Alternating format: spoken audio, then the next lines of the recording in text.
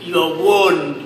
This is a very old story, but it is true. I was in San Francisco on one occasion, minding my own business as I always do,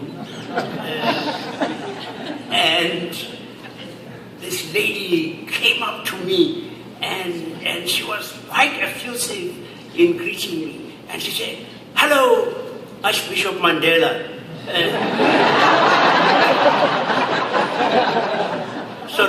Sort of getting two for the price of one.